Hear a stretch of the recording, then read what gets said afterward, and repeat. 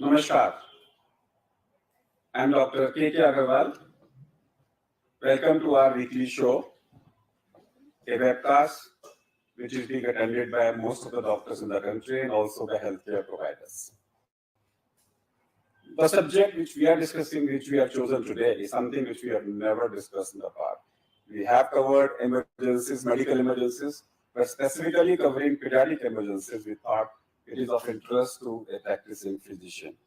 I have with me Dr. Anup Mohta, who did his MBBS, joined MBBS in 1979, did his MBBS from Maulana Azad Medical College, then did his MS from Lady Harding Medical College, then did his super specialty again at Maulana Azad Medical College. He is the first super specialist graduated from Maulana Azad Medical College. Currently, he is the director professor of Chacha Nehru Bal Chikitsalaya, an autonomous institute under Government of Delhi, which is affiliated to University of Delhi and associated to Maulana Azad Medical College. Welcome to our show. So, Anoopji, when we talk about, suppose let's talk about 7, 8, or 10 common pediatric emergencies in whatever time we have. The first is, for me, the most important which comes is injury. So whenever there is an injury, because children are all the time playing, they are playing in the cricket ground, they are playing in the football ground or in the school ground, and the health of the soil in our country is not good. Soil is contaminated, so they have chances of infections, they have chances of tetanus, and apart from that, there is an injury. What to do? So injuries are something which we see almost every day in our emergencies, and they are a major cause of morbidity in children. And if they are involved in an injury because of a road traffic accident or major accident, they can be a cause of mortality also in children.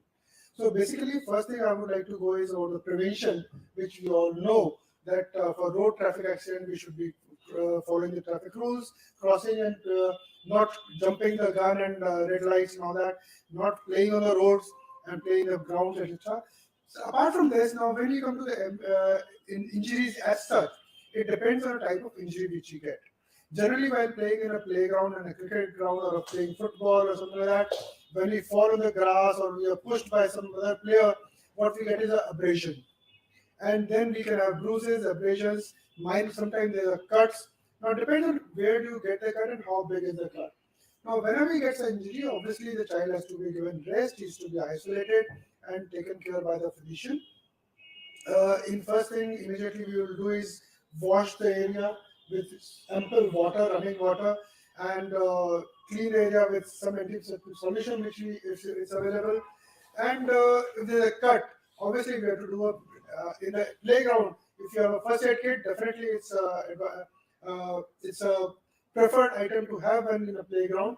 So we have an antiseptic solution, then we do a pressure dressing till the time we can give them a definitive treatment. Depends on the cut also. If it's a clean lacerated wound, yes, we can go ahead with a primary suturing in the center where the facilities for that are available.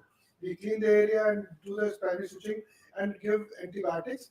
And if it's a lacerated wound, a dirty wound, then I would personally prefer to go in for a delayed primary suturing. That is, after the infection is settled down or it's prevented, then I would go in for a delayed primary repair of this wound. So what Dr.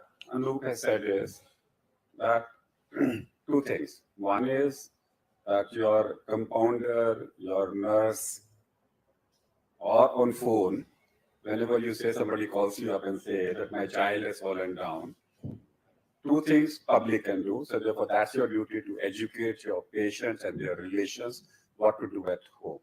One is to stop the bleeding. So you can do a pressure, you can put a pressure. You need to stop the bleeding as early as possible. And second thing is you need to clean the wound.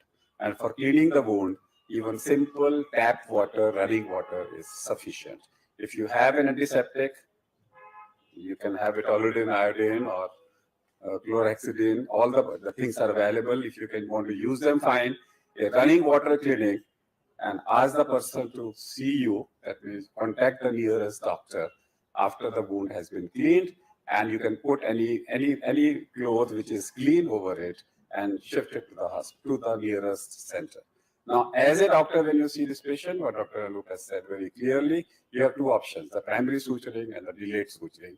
Suturing can easily be done by an MBBS doctor, and that there are scientific reasons for that. Primary suturing can be done, but delayed suturing if you are suspecting an infection. And don't forget the tetanus shot, provided the patient has not taken it in the last 10 years. If the patient has not taken the last 10 years, full tetanus prophylaxis. Otherwise, if he has taken in the last 5 years, you may omit that. That's what the injury is. Now we come back to burns. What are the first aid in burns which every doctor should know? So the principle of first aid in burns is first, primary, the thing is take the child away from the source of the injury. That is, if he's in the fire, then you have to take him away. If there's a fire, is in the kitchen or something like that, move him away to a quiet place and remove the apprehension. You have to again put the burnt part, the area which has been burnt, under normal running water.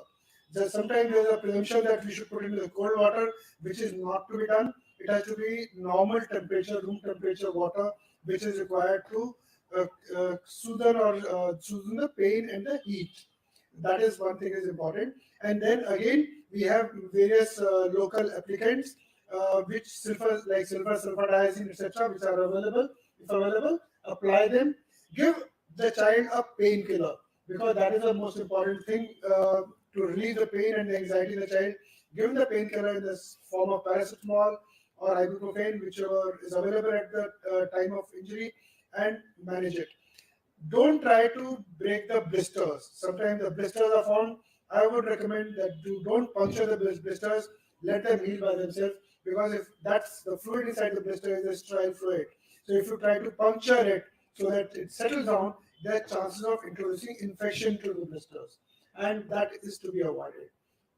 So two things to remember what Dr. Anup has said very clearly. One thing is pain is a sign of ongoing damage. Continue putting the affected limb under the running water till the pain disappears. The time pain disappears, now you know the burning chemical reaction has gone, and then ask the child to come to you as a doctor. And second thing, blister is a sterile dressing.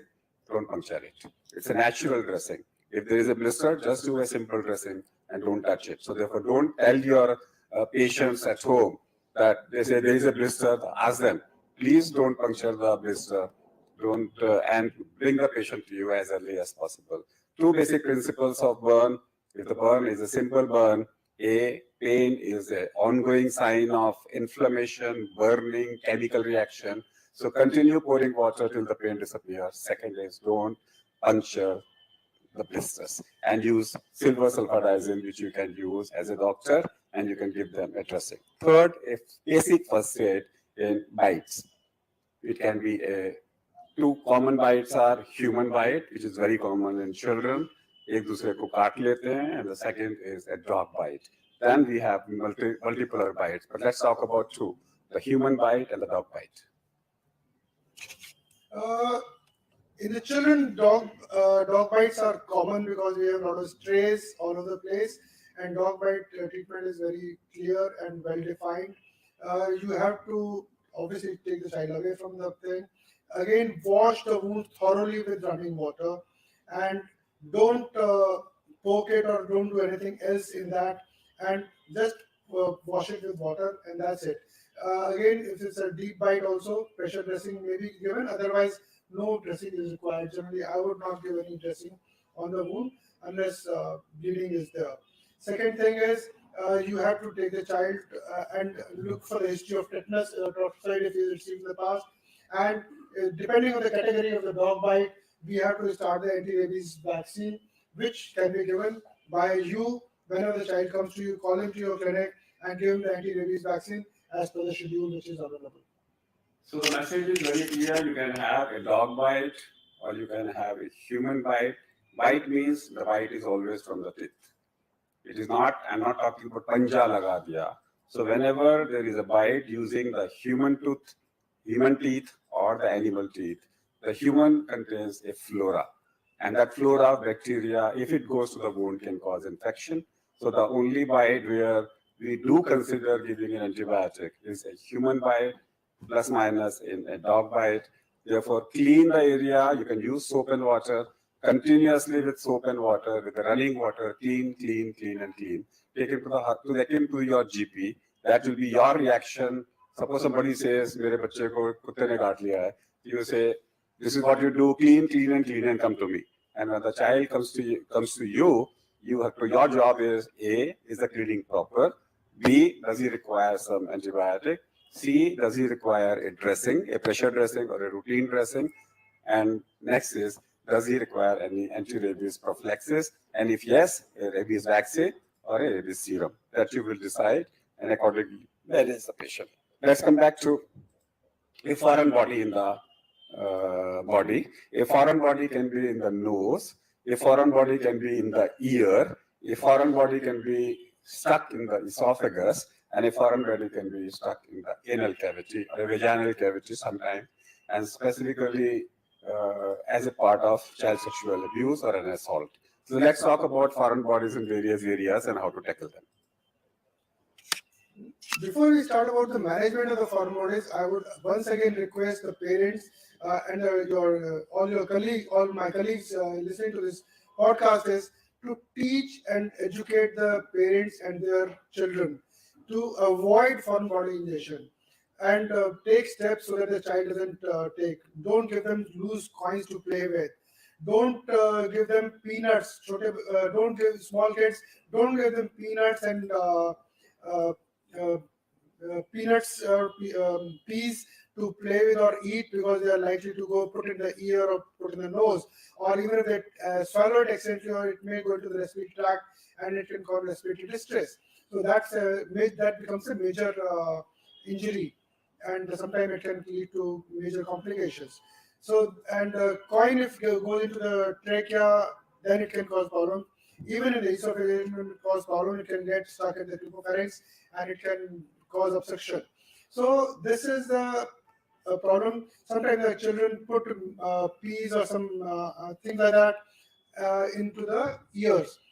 Another which is important aspect nowadays is that we all have alkaline batteries, button batteries which we have, and they are one of the most common causes of major morbidity in the children at the moment, because if they go in and they get stuck, they cause damage to the trachea, etc., or esophagus. They can cause corrosive injuries to it, and it can lead to major complications like tracheal fistulas or something like that. So we have to educate the children to not to play with the discarded alkaline batteries, which are very common in almost every equipment or every item which we use nowadays in toys or whatever.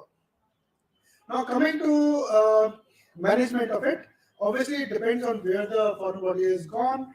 If it's in the ear and if it's visible outside, you can just take a forceps available, you can take it out, because as the time grows, then it becomes hygroscopic and it can enlarge. So it's immediately, if you can take it out, it's fine. Otherwise, I would advise you personally that you tell the parent to get the child to you, and then you can do it under supervision and light and with the necessary equipment. That is, if he swallows a coin, and if it's an esophagus, again you have to tell the parent to get the child to you. You get an X-ray chest done. If it's in the esophagus, I'm not much concerned about it, because it's likely to go into the stomach and then it can pass away. But if it appears there's signs of respiratory distress, etc., then it might suggest that it's in the trachea, and that's a major emergency. And then the child has to be managed by the hospital, where urgent bronchoscopy may be required, and then it has to be taken out. So let's revise what Dr. Anup has said. A foreign body in the ear, if it is likely to be a hygroscopic, say butter ka dana, anything which you feel can swell with the use of water. Don't put oil, don't put water into it, and try to take it out. If it can't, go back to your GP, he will take it out without any problem. Simple thing. If it is in the nose, same thing. If it is hygroscopic, it can cause some problem, otherwise take it out. If it gets stuck in a foreign body in the eyes, yes. If it is burning, Pour a running water till the burning disappears. Go to the hospital, go to the nearest GP who will be able to. And if he finds there is a small foreign body in your cornea or on your conjunctiva, he may take it out under light. And if you find a foreign body if he has swallowed a foreign body, and if the patient is having asymptomatic, if the child is asymptomatic, do an X-ray, and if it has crossed the esophagus, nothing to be done. Unless you want that coil, don't even follow it up. If you want the coil, next day in the morning you can get it. That's what if it has already crossed the esophagus. But if it is in the esophagus and it is asymptomatic, watch. But if it is symptomatic, that the body is trying to take it out and it is not going from the esophagus, you may have to consult a pediatric gastroenterologist who may watch or take it out by endoscopy. But if you have a foreign body in your bronchus, in your lungs, in your respiratory tract, it's a medical emergency. Don't ignore, even GPs may not be able to do that. They need to refer such children to the nearest center. So that's what most important things are when we talk about foreign bodies in children. Then we come back to corrosive poisoning. We have talked about the buttons, but let's redefine the importance of alkaline batteries and what is the first aid involved. Alkaline batteries, again, the two things, one is the battery and another is the liquids. Now, batteries, I've told you that the children do take as in curiosity, they swallow it and put it in their mouth and goes down. Again, I would not recommend any waiting in the case of a corrosive battery, in the alkaline battery, because they have to be taken out. Because if they stay long, they get, they release acids and all that, or and that can cause major damage. So I would recommend immediate management and removal by endoscopy, or otherwise if it's not coming out of the endoscopy, because the longer it stays, the more chances of damage are there. Now coming to the liquid alkali or acid injuries, first thing again I would like to recommend is, or request is, to prevent such injuries, because many times we keep acid at home in a cold drink bottle or something like that, or a white bottle. The child doesn't know what it is and he accidentally drinks it. So that is the major reason or mode of injury what we get in our clinical practice. So the main is not to use such liquids first thing, and if at all you have to keep it safe in a locked almirah so that the child doesn't get hold of this. Now, if there's a history of ingestion of liquid, then don't do anything. You may give a cold water or cold milk to neutralize the effect. Don't try to induce vomiting in such cases. So sometimes our tendency is to induce vomiting, that the child might vomit it out what you ingested, which is not to be encouraged, because with vomiting, leaching occurs, and there are more chances of injury by reflux of that acid to the unexposed area while the child has drunk it or taken it inside. And management would be, obviously it's a minor thing, and if your child is okay within a couple of hours, not much intervention is required. But if it's a major injury, or it has gone to the respiratory tract, then expert advice is required. What we recommend is to do an endoscopy in such children to assess the depth of the injury, and then the management accordingly is required. Sometimes you might have to bypass the esophagus and make a gastrostomy or gastrostomy or feeding, etc. But that depends upon the results of the endoscopy. So what happens is sometimes you have to know your limitations. If there were no limitations, there was no MBBS, there was no MS, there was no MCH. The very fact government has come back to 3-year levels of education, it means there are limitations.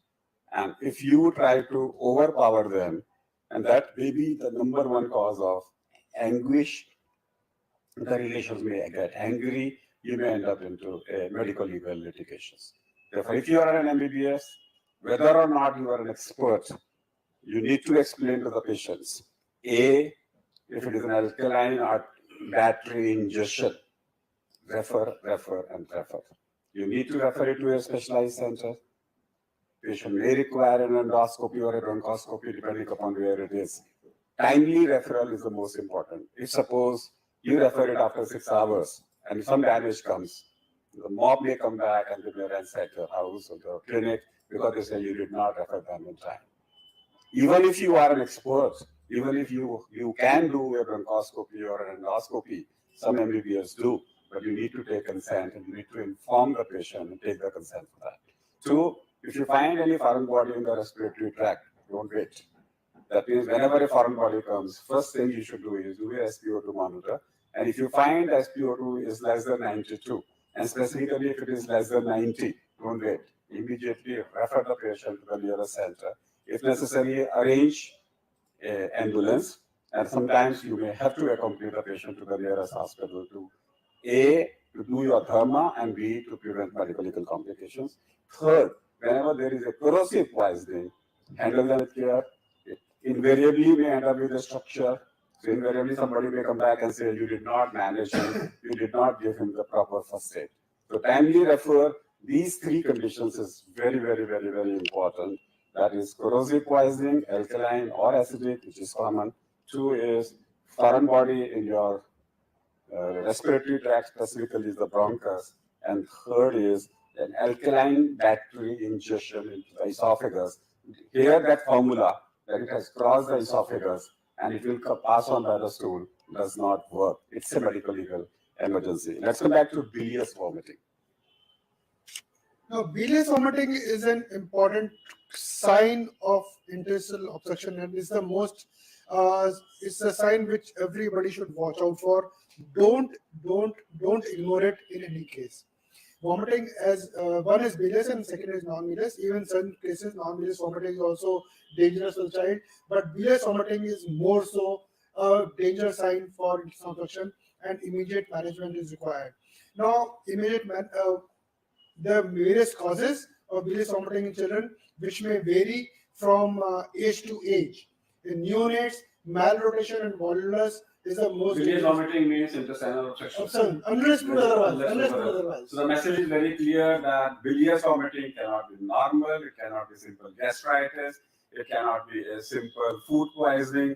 If there is a bilious poisoning, bilious vomiting, you know you are dealing with acute abdominal emergency. Again, don't handle. If I am a pediatrician, if I am a GP and there is a call that my child has vomited a green colored vomiting, I would say, take him to the nearest hospital and I'm reaching there. If you really want to do service to him, you say, "Samne hospital pahuncho, main wahi pahunch raha hu." Don't even waste time that you should first go and see. Bilious means emergency. So this is the fourth emergency we have talked. Again, let me revise. Alkaline battery is an emergency. Bilious vomiting is an emergency. Respiratory distress is a omnia sign. Any respiratory distress is a medical emergency. And fourth is corrosive poisoning. Don't wait. And then let's come back to one more poisoning before we end. One more medical emergency before we add the surgical emergency is appendicitis. How to suspect and what to do. Appendicitis is one of the commonest emergencies which we see in pediatric age group, and the common signs are the child is well, and sometimes he starts developing pain. And now this pain generally starts near the umbilicus, and then it localizes in the right iliac fossa, and it's in the early stage when the appendix is inflamed. But if it progresses and it perforates, it's likely to lead to localized or generalized peritonitis in the abdomen, and the signs would vary. The signs of this condition are obviously the histories I've told you, pain which started in the umbilicus and then it's localized in the right iliac fossa. Then if there could be fever later on, if there's a sepsis, the fever is there. Then if there's peritonitis, there's a rebound tenderness in the abdomen, there is guarding.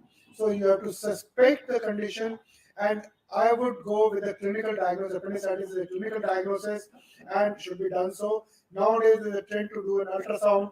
So, as a general practitioner, what we are talking about, we have to suspect the condition, make the diagnosis clinical, and again refer to a center where investigations and ultrasound, if at all required, can be done and the patient can be managed. So appendicitis in children is common. Any age group it is there, but in children it is common. A lot of links, the faulty dietary habits, the worms inside, whatever may be the reason, it's common to have appendicitis. High degree of suspicion is required. So never ignore a child who is having abdominal pain. Specifically, starting from umbilicus, going to the right iliac fossa. You can do lots of tests. I think appendicitis is one condition which is being taught to every MBBS in great detail. It's difficult to miss the diagnosis of classical appendicitis unless you have atypical appendicitis, for which you may end up into an ultrasound, specifically if the person is a young, pregnant female, where you may have to have a differential diagnosis. So don't ignore. Let's revise again the 5 things not to be ignored in MBBS. Again, I'm basically repeating them so that you mug up, you remember, you do it, and don't forget about it. Number 1 is a corrosive poisoning. Don't ignore. It can end up into a stricture of the esophagus. So therefore, don't ignore corrosive poisoning, number 1. And always corrosive poisoning is a medical legal case, because if the stricture happens later, invariably the police will come. Number 1. Number 2 is alkaline batteries ingestion is a medical emergency. Never ignore. Send him to a specialist in time. Any respiratory distress with a suspected foreign body, always look whenever there is a respiratory distress, and if the foreign body is not removed, the child may develop a lung abscess, which may be very difficult to treat, infections, and of course, the respiratory tract involvement if it is in the main bronchus with that. And the 4th is, do not ignore bilious vomiting. Whenever you find bilious vomiting, refer, and always suspect and make sure you don't miss the diagnosis of appendicitis. There are more, but we decided to pick up only 5 most common pediatric emergencies. Maybe some other time we will talk about 5 more. And if you like this program, pass it on to the people. And of course, if you have mugged up, if you have remembered these 5 points, pass it on to the people yourself. Thank you. Thanks, Dr. Anup Mohta, to be here with us.